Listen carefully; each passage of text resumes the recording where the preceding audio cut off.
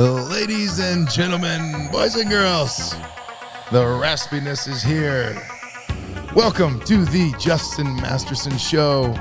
I'm not here by myself. Of course, I have my esteemed pal and friend, Mr. Matthew Zappasodi.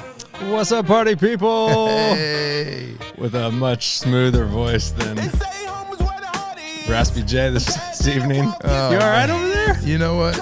I'm doing okay. You know, we just outside, baby. That's what happens in the springtime. Oh man, I don't know if it was having too much talking at the PHARE Warrior fundraising event or what. I don't know, but You came out from behind the mask at the event, and you caught something basically.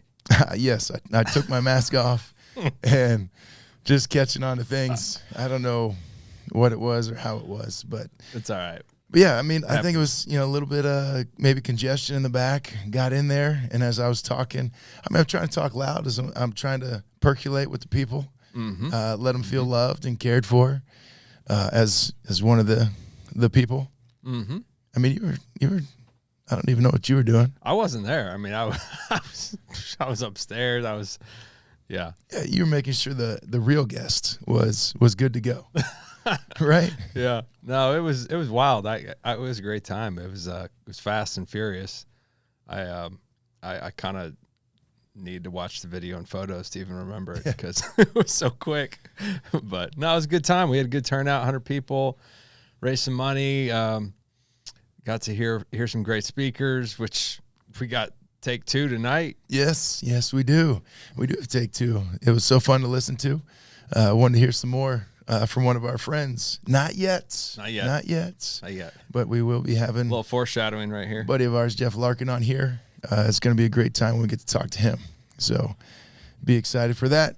But before, again, fundraising event was great. If you want to know, we do put on great events as far as PHARE Warriors / Fight Club. But sometimes we forget about raising money. Maybe. I think we got so engaged in the speakers, we forgot to talk about all the, the auction items and stuff that was going on. I mean, we were still able to raise some money, but yeah, I mean, literally, we did actually forget in a way. And then at the end, somebody came up and was like, "Is there an auction?" I was like, "Okay, man, we blew it." No, but God will provide, and it's all good. Some good things were happening, some lives were changed, and we got another event coming up Friday. Oh yes, great, 15th. So big what kickoff. Is that? Big kickoff, Fight Club, 10 weeks long. We talked about it on here before. Yep. Boot camp for men 18 and older. If you're not here locally in central Indiana, we've got groups virtually online. I got shout out to my Northern Ireland brothers and Irish. And then we got some guys in Brazil and I don't know any Portuguese. And throughout the country. I know I need some those guys. Oh, we can video them in. Oh, we can. But I'm just thinking about languages right now. Baseball, high school baseball is going on. We got our tryouts started Monday, which was yesterday. And so today we got one of our guys named Vinny Pecoraro. Ooh. Guess what he is? Well, it sounds Italian. He's Italian, baby. Hey. And so we kept saying, some of us, Pecoraro. Oh. And he's like, no, and I wanted to get it right. He's like, no, it's Pecoraro. Pecoraro. And then we're trying to say it right, and it's like Pecoraro. And he's like, well, you emphasize the first R. So it's like a Pecoraro. And I'm like, oh, so it's Zappasodi or the Padavani. And it was a lot of good things. So Lasagne, Yeah, and I asked him, I said, your dad's Italian, right? He's like, yeah. I said, when do you make the sauce? Like a little Sunday morning, afternoon? He's like, about every other day. I'm like, oh, man. He's true. He is. I said, when can I come get the sauce? He's like, whenever you want, Masty. You just need to find out. Is he a spicy guy or are they a sweet guy? That depends on what region. Oh, man. See, that's over my skis. I'm not I'm not as familiar with that one. It's all part of it. Don't worry It's about all it. part. Oh, you showing off. Hey, the shirts came in, people. Hey. Now, how we're going to get them to you, I'm not sure. We don't know. But we got this simple, it's all part of it. that Zap's wearing on the back of it. It's just got the little JM logo. And then for the special people, shout out to Coach A. Bear and Danny Collier. They wanted this one. We got the big head. Nice. I love it. And then on the back, we got It's All Part of It and the JM logo. It's all part of it. A good model. We'll show that off. Shout out to the maker. Oh, yeah. We got Indiana Shirt Company. Dr. Embrecht's son. Dr. Dennis Enbrecht's son. Yes. His name is Aaron Enbrecht. I know. My college roommates. Shout out to Aaron. Hey, Baltimore brother right here. Peace. Yeah, he put these shirts together up a little bit north of here. Hails from Bremen, if you're thinking about it. And thinking of Indiana, again, we're just going to keep running down these trails. Over my shoulder, you will see Fishers with what looks like a basketball hoop, because my boys are doing real good stuff. We got first sectional championship in school history. And then, of course, if they win again, which they did, they're regional against Kokomo, first regional championship. So now on Saturday, 10 a.m., they're playing up in Elkhart. Ooh. We've been to that place before. Yes. Hello, Mr. Nick Mender, if you're up there. Kyle Sears. I think he's still coaching there, something like that, or around there. And they got a game against Crown Point. And if they win that, they play that night against either Mishawaka or like Fort Wayne, I think. Wow. Big time. And then if they win both those games, going to the ship. Let's just keep the train rolling, Fishers. Let's go. Might as well. If you're going to do it, just do it. And, of course, you know, they wanted to wait until I left the staff in order to do all this. So we've talked about it every time. I know. I'm proud of them. It's just, and I missed parts of it, but it's also like I've really enjoyed being with the family. Yeah. Baseball wise, I think I actually know almost every kid's name on the high school baseball team, which usually those freshmen, sophomores is a little bit more difficult when I'm only in and out, hanging out with them. But go Fishers. Yes. Do they have like a hoorah thing, or I don't know? Is it?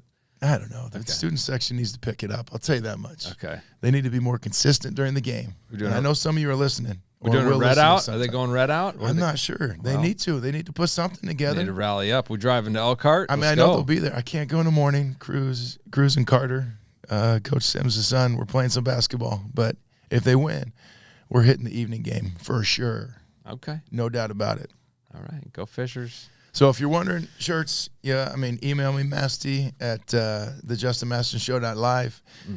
We can figure that out. I don't know. They're like $79 each. Don't worry. Yeah, I mean, what do we think? Like $25 or something like that. It's just shipping can get crazy with it. Well, so we're trying to figure out a way to get it. If you're close by, that shouldn't be too hard. But if not, I only have certain amounts. And if you don't want one, then nobody wants one. But at least it's all part of it. It's a cool one. The face one, my kids got it, and they're like, "Oh, Daddy, we're going to wear it tomorrow." They still haven't worn it to school, so it's okay. I mean, it's kind of vain maybe because I got a shirt. Who knows?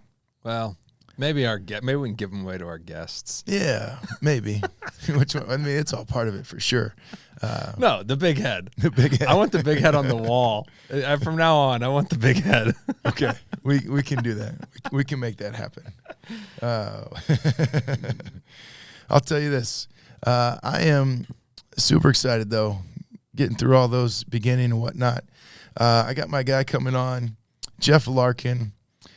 He is definitely spent more time with you, Zappo.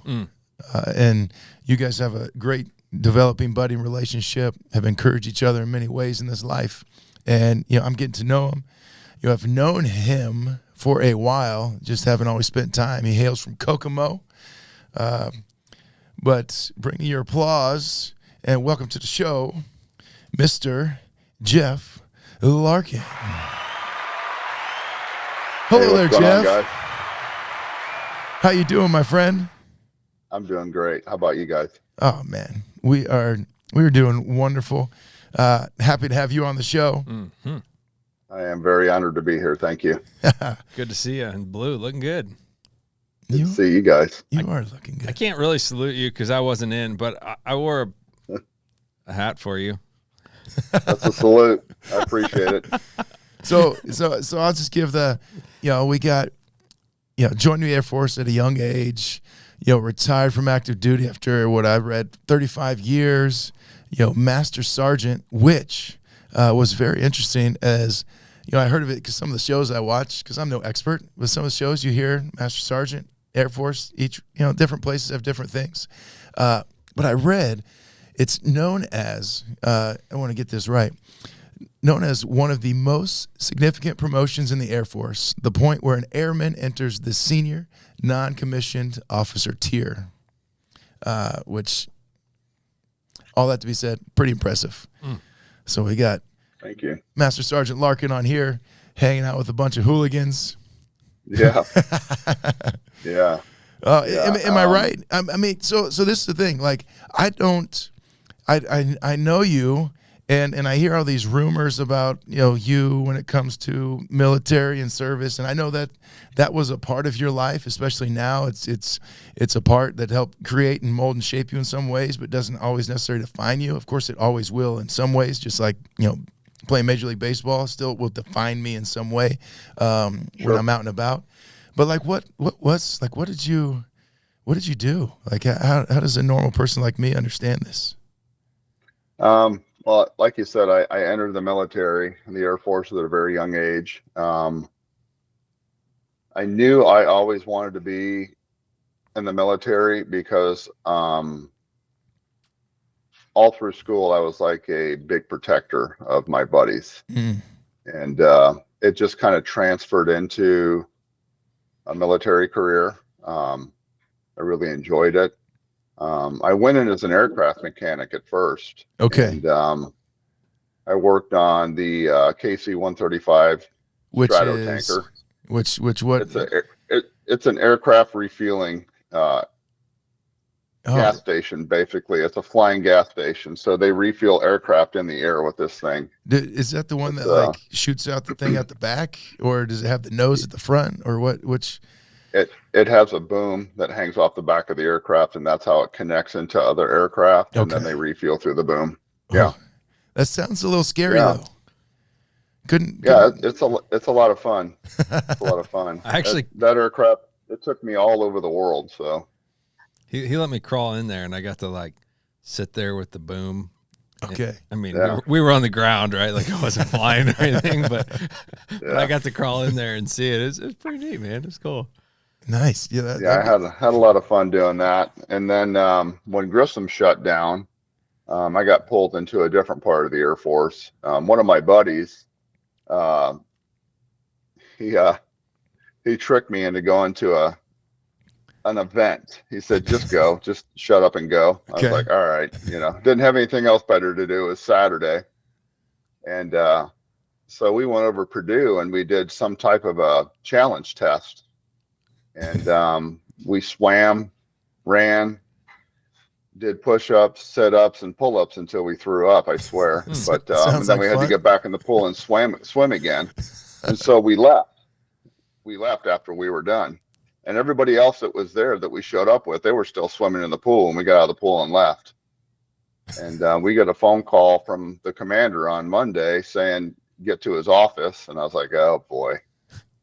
And trouble again. Come to find out, the recruiters for this challenge test were in the what they call a pipeline for the Special Operations Command, and I didn't know that Eric took me over to Purdue to test into that. Well, I had no idea. Yeah, that's I mean, what are good friends for? Just to take you over and trick you into trying to be special operations, huh? I was like, thanks, Eric. But. Anyway, we ended up doing really well on the tests, but they were a little disappointed because we didn't stay after. We didn't know. So we got done. We just packed our bags, left. And so that created a whole different adventure for me in the Air Force. And, I don't talk a lot about that. But it really fed a big part of my life. And I met a lot of really some pretty cool dudes, and had a real good time with it. Now, do you not talk about it because you can't talk about it? Like we always joke about Fight Club, top secret clearances and all this, or is it just it's you saw and encountered some crazy things that were intense, and they affected you in so many different ways that you're just like, yeah, I don't really talk about those things. Yeah, there's certain things that, honestly, I can't talk about. Yeah. But on the other hand, there are things that I wish not to talk about. No, I can see that. I mean, now, of course, all my background is just watching, certain shows and movies and things of that nature. Sure. Hanging out with a few, like, there's a few, SEAL Team 6 guys when we were in spring training. They would do some, I think in Arizona, they'd do some parajumping training or something out in Arizona. And so they'd sneak through because they knew a couple guys. And you see these dudes who are just like free living, whatever, partying. But, if someone caused any type of trouble outside of that group, they were like, no, this, and you have to like calm them down just a little bit. Like what? So what did that training? You make these special forces. Like what? Do you have to go do this special training or something? Yeah, you go through several different evolutions, is what we call it, and they each have periods of anywhere from 12 weeks to 6 months. Some are very long. It depends on what you're specializing in. I do know that one of the Special Operations Command pararescue, they have to go through a lot of medical training. Oh yeah. So yeah, a lot of medical training. Your Air Force special, so I'm assuming everybody's jumping out of planes. Yeah, that was my favorite part. Jumping out of a perfectly good flying aircraft. Yeah. So we got Navy special operators, they can jump out of planes too, I'm sure. But oh yeah, like all the time. Everybody's got to get somewhere fast. So you're probably jumping out of a perfectly good airplane at some point in your life. But does that mean you jump out of more perfectly good airplanes? I mean, how's it? It just depends on what we were doing. Okay. Yeah. Sometimes we would fly in, sometimes we would, boat in, sometimes we'd sub in and swim in, and it just depended on what we had to do. Now do you, I felt like, so you're Air Force, and I hung out at an Air Force, Luke Air Force Base in Arizona. Yeah. It's where I learned. I asked him, I said, so is there like a height or weight limit for like flying an aircraft? And he's like, well, if you can fit, you're good. And he's like, he goes, there's no weight limit, but the parachute for the seat is rated for like 240 pounds. So I'm like, okay, so me at 255, 260, probably don't want to do that. Yeah, and you hope that the seat drops off of the parachute lanyard. So yeah. Yes, but even with that, so now do you have it? I have to remember this right. Do you have the same disdain that they seem to have when? So I always get this wrong, and it's probably slightly inappropriate even to talk about. But of course, you're gonna. But I'm going to, because I think it was like either like the Air Force, their planes, maybe it's the F-16 out there or something. You'll have like the 2 engines, and like the like Navy one had like the one in the middle, and the Air Force guys would always joke that they make sure they close their engines whenever the Navy guys were coming by because they just didn't trust them. I don't know. There's like some. Yeah, I see you laughing right there. I think you know where I'm going with this. Yeah, there's a lot more to that story. So, yeah. Oh my. Yeah. And it's definitely not appropriate. So we'll leave it at that. Perfect. I just want to make sure I was tracking. For all you listening, you were tracking. Sorry, you guys don't get to appreciate, but maybe you can think about, especially my homies. You got, it's open, and then they got to close it because they want to make sure those Navy guys don't. Yeah. Yes. Yeah. But is it? I mean, is there that type of like you do stuff together? I imagine you did a lot of things together, co whatnot. Is there that battle back and forth of? Is it who's the greatest, or is just like we're better than you? What is that? Yeah, there's always that. there's always that riffraff, like between us. The locker room But dugout. Mm-hmm. absolutely. But you know what? When it comes down to the mission, we always work together and do whatever it takes to make sure that that's pushed forward first and foremost. Yeah. Now take me into the clubhouse life. I mean, we got, guys in our, major league clubhouse or even college when we're hanging out, and you got the goofiness, the goofballs, maybe, hints of hazing. I got my head shaved in college. Zap, what do they do? No way. What do they do to you? Oh yeah, I got my head shaved. Well, I grew mine out so that then they could shave it. It was me. I am shaved, yes. I had massive sideburns, no beard. and they I'd love to see that. They just left the sideburns, so shave my head and shave my face, and then sideburns only. Man, I wish I would. So I feel like I would have loved to have seen the pork chops. That would have been great.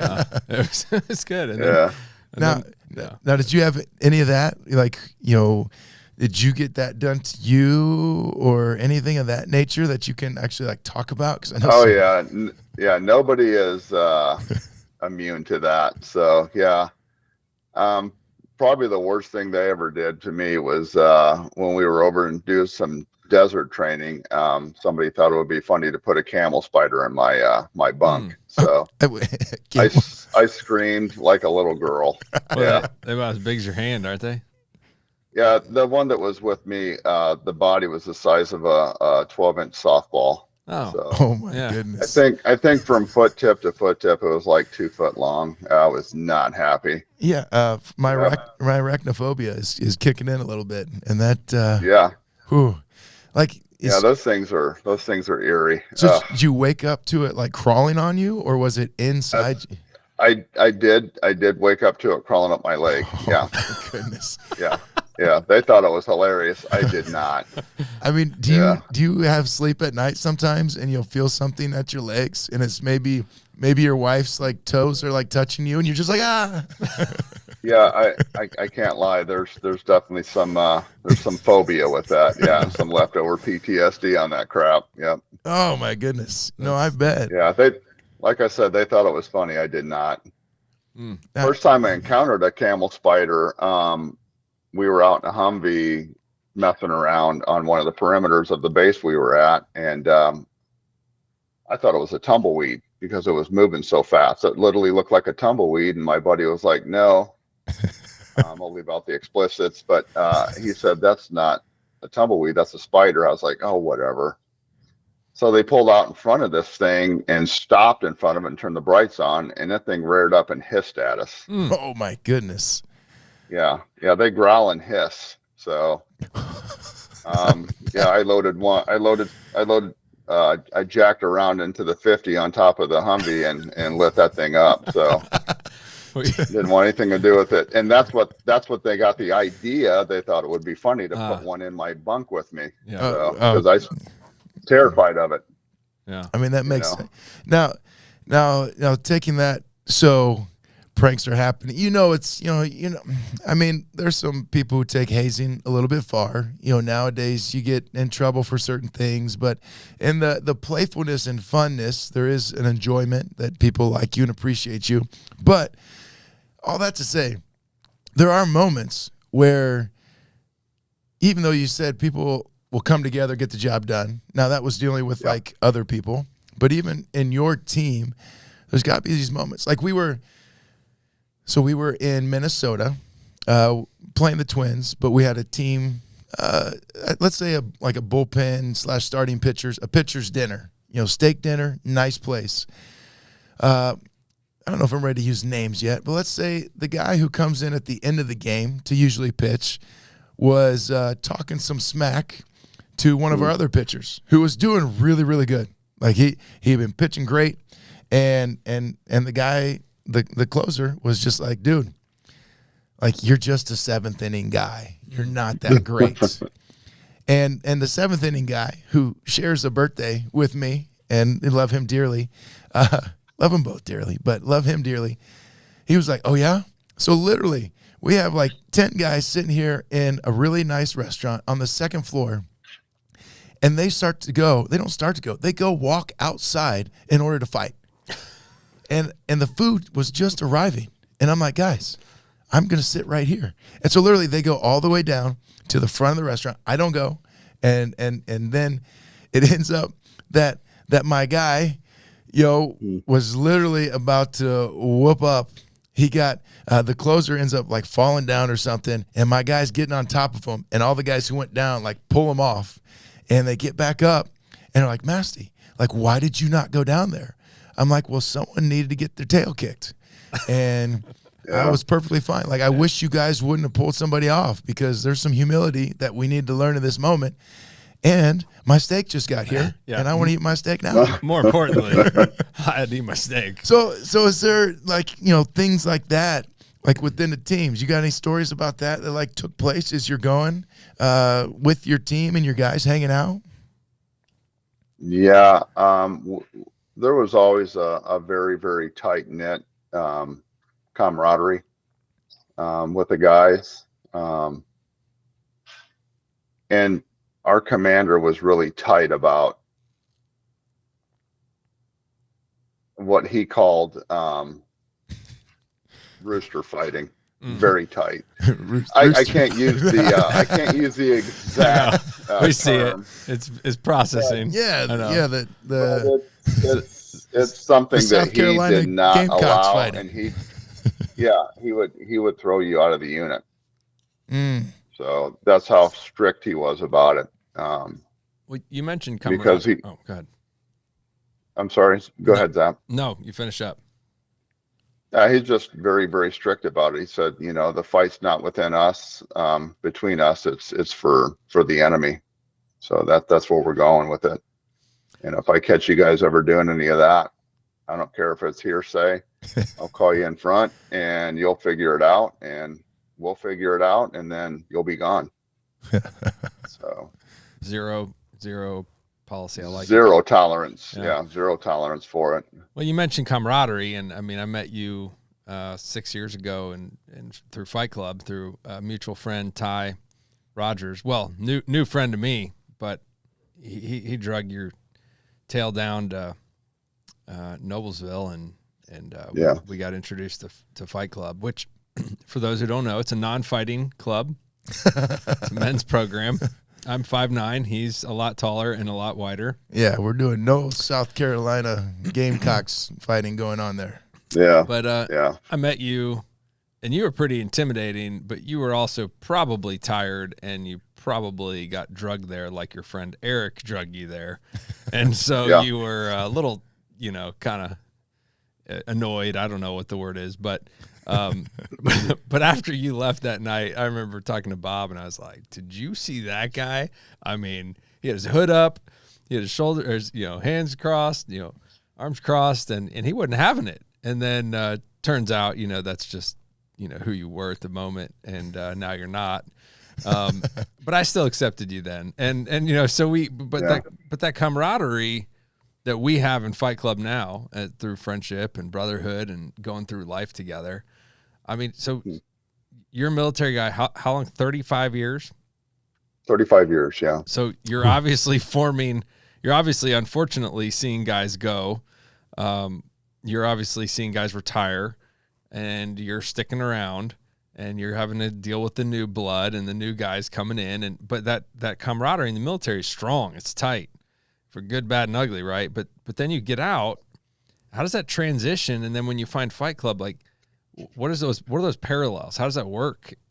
I've never. So, yeah, when I first got out, I was searching, and I mean searching for something to hook up to that had a resemblance to the camaraderie that I missed and I craved. And it took a few years. And then I found Fight Club. And Matt, you were at my retirement ceremony at my last aircraft organization that I went and finished my Air Force career up as an aircraft mechanic, and I was in production supervision. And a lot of my old friends from my younger days, and some of my my buddies that I went all over the world with showed up, and it just blew me away how many people came, and the camaraderie was just amazing. But Fight Club has the same conviction for camaraderie, and it was, you know, I'll take you back to that dude that showed up that first night of Fight Club and what he was thinking. You know, I just thought it was a bunch of Christians that were in Bible study, you know, and they were trying to pretend to be tough. Well, and let me hold you there for a second. I want you to finish that off, but I want to give a perspective. And so, like, if you come to a kickoff, you know, Fight Club, you got, you know, anymore, you got 300, 400, 500 people who, you know, now it's at Mojo. We're in big open space, and, you know, turf fields, and you got, you know, guys running, jumping, and we're trying to, you know, it's, you know, manly men and this, and, you know, like, what in the world is going, tons of people, loud music, you know, you're doing some games, but you're trying to be intense about what's happening. And it's like, get down, push ups and burpees. And here we just like, I mean, some of it when you're talking about your training, your tryout for the special forces a little bit. I'm like, wait a second. We stole that from, and so, yes. So I want people to understand, like, these are all the things that are happening. So now you have these, you know, these regular guys who are attending a church somewhere or not attending a church somewhere, who may love Jesus, who may not love Jesus, and they're coming out to hang out. And then you got Mr. Military, 35 years, who, like, didn't do this for fun, like, did this for real, to keep his life safe, to keep the guy next to him safe. And he's coming and watching these hooligans do a bunch of this. Continue. Yeah. So that's the first thing that came to my mind was posing. And I was the biggest poser in the room. So I just didn't realize it at the time. And what do you mean by that? What do you mean by that? So you guys had talked about an amazing event that I was honored and humbled to be at last Thursday. It was called Behind the Mask. Yeah. And I used to call it posing, acting like somebody that you're not. You're posing as a tough guy, or posing as whatever you want to pose as, to blend in and fit in.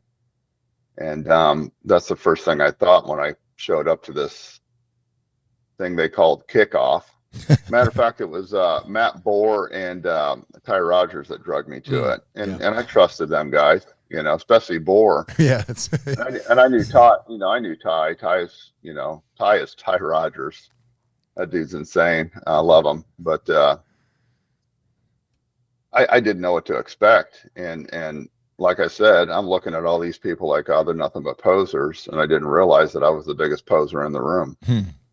And through my journey with Jesus Christ, I was able to come out from behind the mask and show people who I really was. And Matt explained it pretty neat. It really popped something in my head at that charity event. He said, you know, Jeff Larkin does smile. I got a picture up on the screen showing just proof that he does smile. And I didn't realize I was being that intense. And he had said, you know, he's one of the nicest guys I've ever met in my life. You know, he has big love, and my little girls trust him. They love him. Yeah. They love when they run to him when he comes over. And at that very moment, I thought, you know, what Jesus did was he transitioned me from this posing tough guy into who I really am. And I fiercely love people through Jesus. And that's the real me. That's not a pose. That's not a mask. And it only took me 50 years to figure it out, though, you know. Hey, that's better than never figuring it out, my friend. Yeah. Amen. Because amen. But so if I think about, like, that word posers, and now I'm starting to think of, you know, take it to the MLB world, take it to professional world, business, coaching, take it to your boys in the military. Like the amount of posing that takes place, the faces that are being put on, whether to look tough, act tough, not be made fun of or whatever. Like it's pretty crazy to think about. And like for you to have 35 years of something defining who you are, myself having, 12 years professionally of having something define who I am, like that's tough to walk out of and have that change. So Jesus did something incredible in your life because I mean, that he did. I mean, you're coming from a place where, so have you always, this is Mike, I've been thinking about this coming. Have you always been, like this intense? Like, I mean, not like intense in a bad way, but there's like a demeanor of, here we go. This is it. This is how we do it. I mean, there's something like military, but is there something like in the backdrop, like, Jeff Larkin of, 8 years old was the kid that I had in PE today who's just back there. Yes, Mr. Masterson, what would you have me do? Okay, yep, this is what I'm doing. This is how I'm doing it. Like, because I was teaching PE today at elementary school. Yeah, that two big backdrops in my childhood were when I was 5 years old. I had been involved with what they called a special school for little boys that had attention deficit back then. And they didn't call it that back then. But, I mean, I remember actually all of my boys at 5 years old, if they didn't have attention deficit, something was wrong with them. So, but my dad was really, really concerned that I had serious problems at 5 years old and I wasn't going to live a productive life. Okay. So he put me in a special school, and after about 3 weeks, the special school started using some tactics that I didn't like. And it really, really started to make me upset. And then when I asked my dad to help me, he wouldn't. And it made me feel very vulnerable. And so I literally at 5 years old started turning around. When these people would do things to me, I would literally swing at them with everything I had and try and fight off grown men, so they wouldn't bother me and my friends. And my mom saw a burn mark on my forehead right here, and she was like, "What did you do to your head?" And I said, "Oh, when they burned me." And she was like, "What do you mean they burn you?" And I said, "Well, they got these wires that have pads on them, and they stick them on my temples." I call it my forehead. I said, "When I do something wrong, it burns me." So they were shocking me. And my mom lost it. She lost it. And I felt bad. I actually felt bad for my dad because he got his butt kicked by my mom that day. So, so I get my intensity from my mom anyway. But yeah, that's kind of where I was. That was a very, very big incident. And then another big incident when I was 9 years old. I trusted somebody I shouldn't have. And they did some very inappropriate things to me when I was 9 until I was 11 years old. And that's when I became very violent, very violent. Yeah. I mean, I feel like I see that like in the simplicity of when I'm with the elementary kids, and like, I don't know the alls of their stories, but you see some of these kids come in and they're violent, don't want to listen, or, acting up, even more so, ADD, ADHD, whatever they want to call it these days. But they have all this, and it's just like, man, I bet there's something deeper in the story that's leading them to the fact of where they're going. And man, absolutely. I mean, that's crazy vulnerability from you right there. Appreciate you sharing that. But that, you're welcome. I mean, just to think of like how many individuals like yourself where, I mean, you probably had other opportunities, but shoot, going to the military is probably just right because you're a broken child. I mean, in the sense of where the world would look at it. I mean, maybe in your own mind, like you're a broken child. So who could love me? Who would want me? I mean, I don't know if that what goes through, but I mean, 9 years old, we're a lot smarter, and even 5 years old, a lot smarter than people think we are. Absolutely. And it was a perfect fit for me going into the military. I knew that would be the best fit for me because um, I came into a world of being a protector after that incident. When I turned 11, I found out this guy was touching my friends, Oh man. and it didn't go over very well for him at all. And I was offered a worldly justice with him, and I took it. Right. And something inside me flipped, and I liked it because I felt like I was in control of my life for the first time ever. And so I did everything I can, everything I could to master that craft, and the military helped me out with that as well. So I know that part of your story, and I don't read the news and drive, but I was driving and reading the news today, and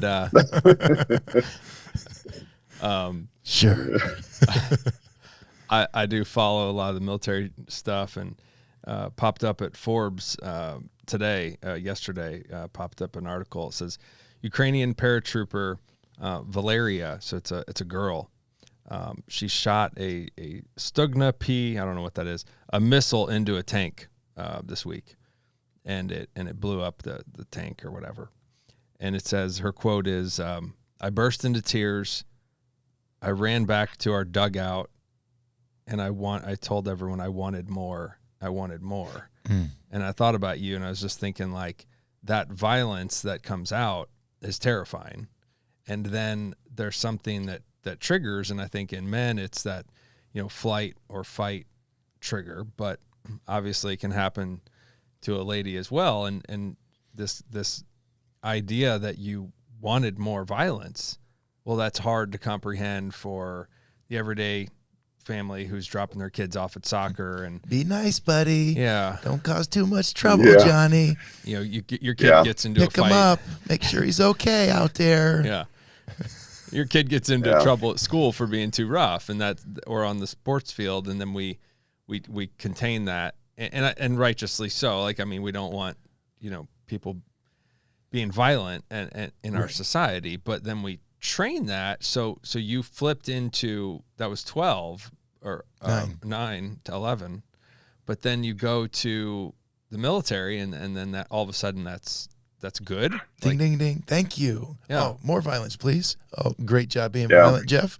Do some more, Jeffrey. Thank you. I mean, Thank you get paid. So, I mean, how does that play into the psyche now? I'm no counselor or psychologist, but I'm just thinking, like, you probably knew that something changed, and then now you're getting rewarded for it. absolutely. And it fed into an addiction, and I couldn't shut it off. That was the hardest part, was shutting it off when I would come home. So, well, and so this is, there's a lot in what I'm thinking through, but get to see your beautiful bride, who was looking fabulous at the event. I mean, well, thank you, sir. Had her jewels Thank you. on. Oh yes. I mean, and yes, she was. Great job, Jeffrey. You. Thank you. Good job. She is a blessing. But so this is, so knowing that those who are abused are more likely to abuse later in life, people in their lives, like, as much as they hate it, didn't like it, tends to happen in their fractions and scenarios, and then much less. Now you have an addiction of violence, and now I know that you've turned that violence to love, but, like, how does it work when you have all that? And before you go to this Fight Club event, you may have known Jesus. I don't know, but leading into that, like, there's these countless years of you having this backdrop of all these things in your life, and now a beautiful bride, and combined you have 11 kids, and imagine a great family, probably some difficulty, but, like, how? It's such a big question, so I apologize, but no, take however you want. Like, fine. how do you navigate that? Because it comes from, like, it's. I mean, I know in my own life, my wife and I, as we deal with our past traumas and whatever those might be, like, that's difficult. And, you got to have some maturity in there. Like, so what, I don't know. Speak to something on that. I don't really have a question, but I'd say going into the marriage and your wife, and how does it change? That is an amazing question. And the only thing I can say is I asked God to thank you, baby. Yeah, that's right. There she is on cue. She's not only beautiful, but she's very intelligent. Yes. Oh, what an amazing lady. But that's a great question. It really is. Because I can honestly say that it didn't just flip overnight. It just didn't happen overnight. I met Jesus Christ 8 years ago. Okay. I can honestly say the first 3 years, everything in me felt like weird, strange. I wasn't walking the same path that I did before. And everything in me said, what are you doing? And it was probably some of the hardest times ever in my life, walking that path and not falling into the flesh and back to the familiar spirit of dealing with things the way I used to. The transformation through Jesus Christ is it's worth every last part of what I've been through. Well, I think when we have people listening that haven't had that experience, maybe they haven't surrendered their life to Jesus, or they think they have, or they're going to, they're trying to, but nothing is magically switched. And I was talking with a friend named Kelly, and she said, well, sometimes that does happen. I've been around it. It does literally miraculously change your perspective, your mind, your heart, all of it at once.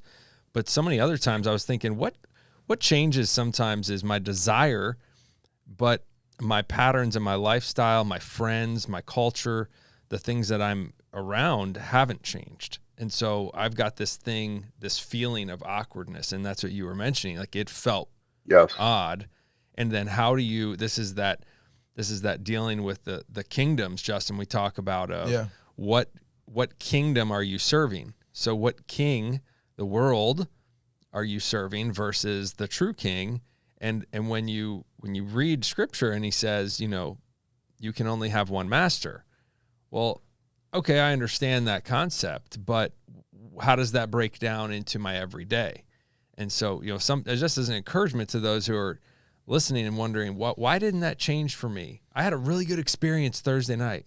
I had a really good experience Sunday morning at church. Easter's coming up. We have a lot of really good experiences around Easter time, and then nothing changed. Nothing changed. Well, it took you how many years? I mean, I'm not suggesting you didn't change something right away, but it's taken you X amount of years to be a different way of dealing with it. And that maturity that Justin talks about, I mean, what's your quote with the emotions? I love it. Yeah, being able to handle the big emotions and still act like your normal self. Yeah, boom. I mean, that's the big thing of maturity. The Jeff of 8 years ago, and if we talk about this, physically and spiritually, like, you were just a little baby, and now you're growing. Absolutely. Are you necessarily an adult yet? Even in your spiritual walk, maybe not. Maybe you are, but as you grow within that, that's how you learn to handle those emotions. You get that boiling point to go higher, so that when that craziness comes in, it doesn't just go, oh, here's an old violence coming out of me. It's like, no. Yes, now I can actually calmly think, is this the right time where maybe there is some physical violence that needs to be done, or can I use some spiritual violence here too, which is something Amen. that I've learned more and more about. But so take me on this. And I'm just hammering you right now. I apologize because you're good. I'm just going on like this. Your current marriage is not your first? Correct. It's not. This is my third marriage. That's correct. Okay. And how long have you been married in this third marriage? We got married May 19th, 2019. Nice. Now, Yeah. Now let's, just because this is a realness of where I come from, same type of thing. Like those they're abusers. Those who get divorced often continue. I mean, it's number 3, and so say it's 2019. Number 2, you're finding Jesus, and yet it's a difficulty. So let me posture you with this. How difficult was it when you come to find Jesus, and then you feel weird, but you probably do a lot of things the same, and people around you are looking at you like, this dude don't love Jesus. I've seen those kinds. This dude don't love Jesus. And yet here we are, 8, 7, 6, 5 years down the road, and like, dude, you love Jesus, you love people, and that violence is turned from physical to spiritual in the way of being loving. Absolutely.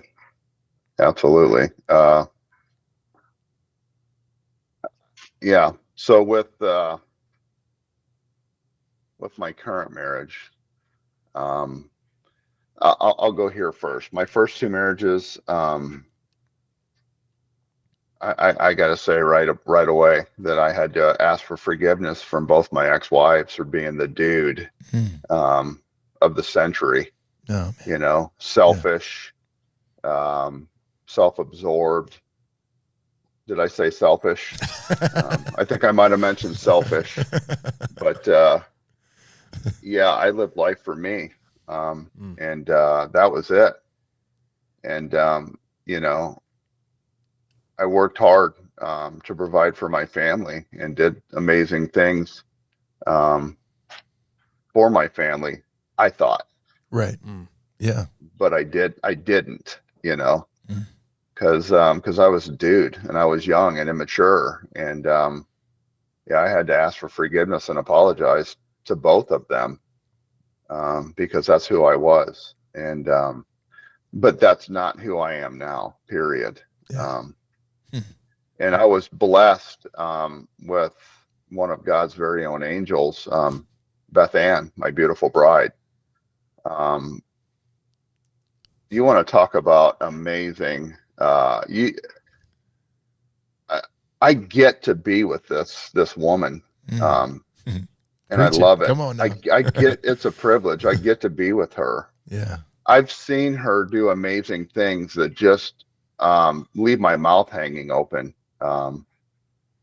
We were in a waiting room at a hospital one day, and some lady's over in the corner crying. She walks over to her, drops on her knees and hugs her and starts praying with her. Doesn't even know who this person is. Wow. And I had to take pictures of it, not to be braggadocious, but I wanted to show her, because she doesn't see it, guys. She doesn't see that. Yeah. That's how humble she is. And her heart is so big. She loves so big. She doesn't see that. But I get to be with her and experienced an amazing role model of what to be. And that's loving. We go through Fight Club together, and we do some group stuff. And so, guys, if you're not familiar, we kind of do some large group, and then we do some small group. And in that small group, you get to know one another. It's some good conversation. Get to know Jeff and his story. Get to know me, whatever. Justin's in there, and in your small group, I remember I'm hearing guys your age saying to the younger bucks, "Look, like if I knew what I know now when I was 25, wow, things would be different. My life would be different." Yeah. And they're not reminiscing and wishing for and going back to, well, my first wife, I could have made it work. They're not going back and romancing it, but they're saying all the heartache and the unnecessary pain because I was all about me. Right. And so I as I'm talking, as we gentlemen are talking, we're talking to other men that are listening, and they're going, I'm stuck in a rut. I've been divorced. I'm staying together for no other reason than the kids. I don't have intimacy with my wife. I have no relationship anymore. She's out the door. Well, and you see these guys come in, they're broken. And I hear your story and I go, if Jeff didn't find Jesus, and it's not technically you found, he found you, first of all. Amen. But yeah, hallelujah. But then what would have happened the third time and the fourth time? And that's where Justin was going, was what cycle is going to break? And we have ex addicts in our group. I mean, I'm one of them, but we have ex drug addicts, ex whatever. And you say, how do you break that cycle? I've tried for 10 years. I've tried these groups. I've tried everything. It's Jesus. Yeah. I mean, so when you break it down and you get to know Jeff, it's like, well, I mean, he ain't no great husband. He ain't no big shot guy. It's because who he's trying to be, though, to his bride. And that part of it is where Jeff shines. Now he's got Jesus shining in front of Beth and in front of his family, and these 11 kids are now seeing. So I'm pumped up hearing your story because I know some of the other side of it, but I'm also thinking about the guys listening, and they're going, I can't do that. It's too late. It's like, bro, it's never too late.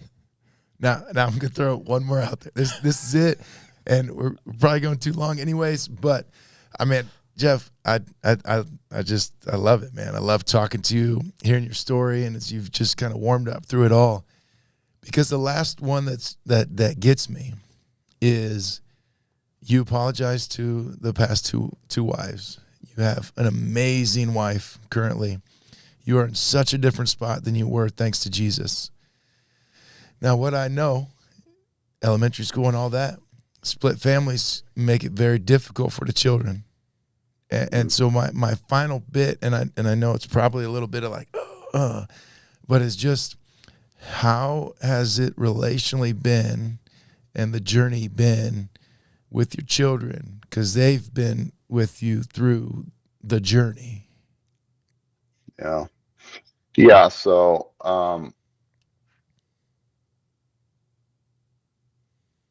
it has not been easy. Yeah. Because, my kids knew who I was, and, we all know that lays emotional scars, that journey. Right. And, my kids have emotional scars from the dude I used to be. And, I can honestly say that, it's a different adventure now as far as the way things go.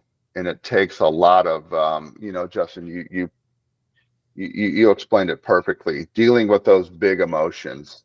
Yeah. That's tough, because there's parts of me that don't want to. And I'm sure. And I don't want to deal with those big emotions, but, man, I did it for 50 years my way, and it put me in the spot I didn't know what to do with. I didn't know how to deal with that. And that was the first time ever in my life, because the government spent an absurd amount of money on me, right, to put me in extreme situations with impossible solutions and come out of it without a scratch. Yeah. And you technically handled your emotions really well in those situations, right? Oh my goodness. Oh yeah. Yeah. Yeah. The best way to do it was, stay on target. Right. Act like they're not there. Boom. Exactly. And, I dealt with my children the same way. I think I was just talking. Yeah. I was talking to you, Zap, about it yesterday, about skimming, about my mindset of skimming, and, I skimmed through my children.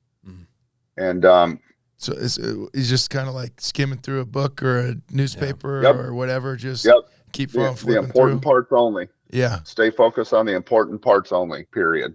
Yeah. And, man, you miss a lot with that. So, but, I have a point, I promise. No, it's great, man. The biggest thing is, just like you said, dealing with those big emotions. And, my kids hardly ever seen me cry. But now they do, because those big emotions, that's the first thing that I do.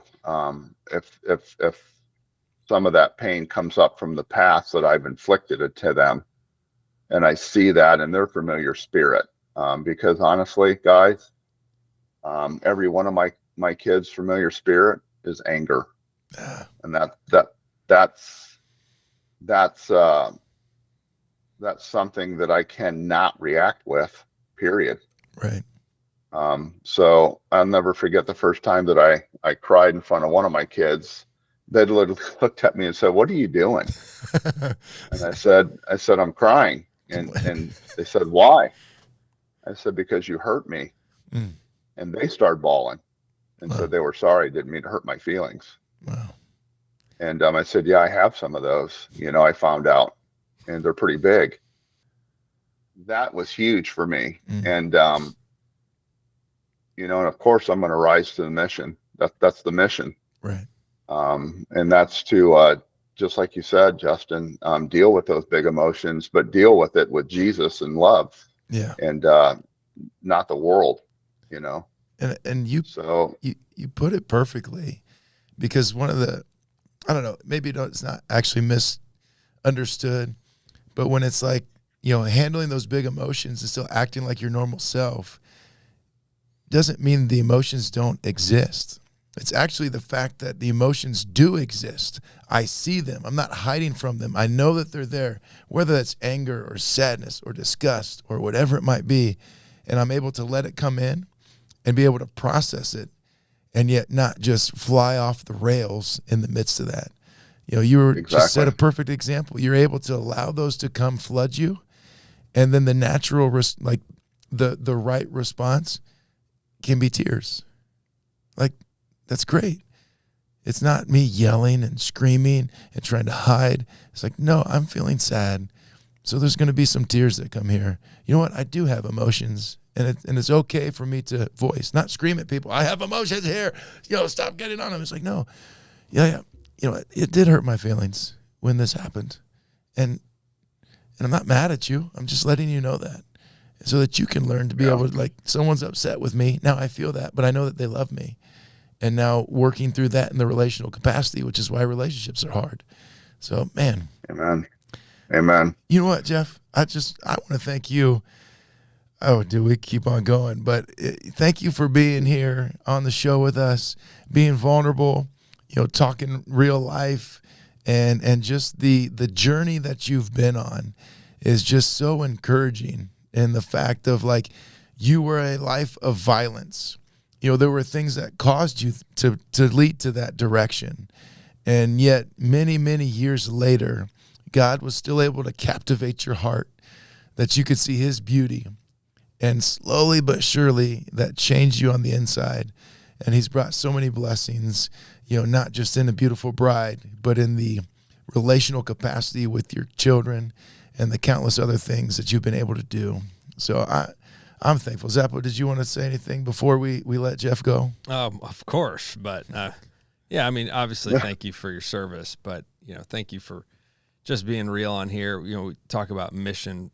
You were talking about mission first and mission this, and I am no military jargon expert, but when we talk about our mission at Fight Club and with men and with others, and that spiritual battle we fight now, it's different, right? And people are the mission, I think, is where I wanted to land it. And now that you've caught that, and that's your kids, and that's your guys in your foxhole, and that's your military buddies who are struggling, and that's the men at your church, and that's the guys who are meeting you in the Kroger parking lot for the first time, and they're intimidated in front of you, but then the smile, Jeff, comes out, right? Like, people are the mission, and I think you do that so well, and so I admire that.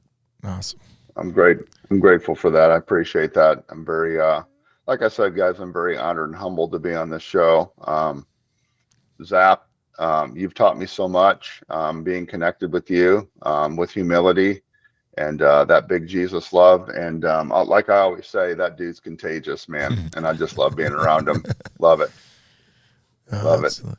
And Justin, I'm very excited to explore the journey with you as well, brother. I'm excited. So will you wear one of Justin's big head shirts is the question. So I'll wear it with pride, man. All right. Yeah. I love it. Well, yeah.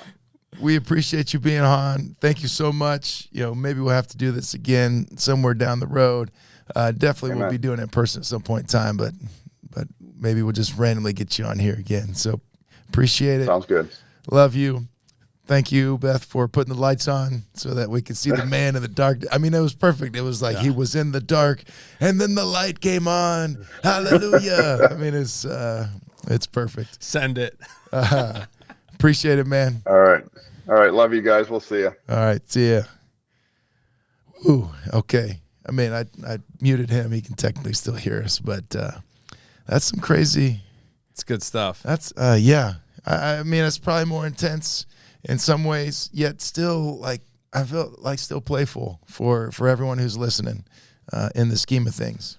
Yeah, well, I mean, you said, we're on here to entertain. We're also on here to educate, but we're also, here to be real. Yeah. And I mean, the mask stuff that we've been talking about all week, all month, we're talking about these masks. And this dude not only lived behind a mask, then when he recognized he took it off and he's like, I don't even know who I am. And this whole identity thing, and you can just have episodes and episodes on the journey and the struggle, and then the security he has now. Look, I mean, he's confident in who he is. It's just, it's an incredible story. Yes. And I mean, it just gives hope. Yeah. If anything, gives hope for everybody who's like, I'm just an angry person. No, you're not. No, you're not. Nope. Like I'm just selfish. No, you're not. Nope. Like those things can change. Well, no. I mean, you are selfish. I mean, I'm selfish. Yes, we are selfish, but yeah, but it's like, you don't no, have to live there. That doesn't identity. define. Yes, that is not your identity. That doesn't define you. Yeah. There's more. There's something greater to that. Now, just because I want to end with a little bit of the because we got the shirts and it's all part of it. It's all part of it, baby. Yeah. Yeah. You got one? I got one. Okay. It's all part of it. It's all part of it. Brought to you by the Justin Masterson Show. and so here we got. So I was trying to buy tickets for the sectional championship. I was too, actually, because I knew you were going to want tickets. I was trying to buy tickets. Were you? Yeah. Awesome. So you were trying to buy tickets, and I was trying to buy tickets. Well, I get from the game they won to go to the sectional championship, get home, and I look on to see if we can buy tickets, and no. It wasn't available yet. Yeah. I'm like, okay, not available, not open. I go put my kids to bed. Within the 20 to 30 minutes of me putting my kids to bed, I come back, sold out. Everything, the thing was sold out. And so I must have been on when you were on because it wasn't available. And I was waiting for a text to come through and say, they're now available. Yeah, they went on at 10 o'clock. Didn't 10 happen. o'clock, by 10:28, they were sold out. 10:30, I came back on, they're sold out. So what are we scalping? Like, are we going to Facebook Marketplace? Well, this is what happened. So this was a sectional championship. One of my players, Mr. Owen Bacherfen, him and his parents had some extra tickets. And like, Coach Massey, heard you wanted to go. And they were like, I'm like, well, yes, me and my 3 kids would love to go. And they were generous enough.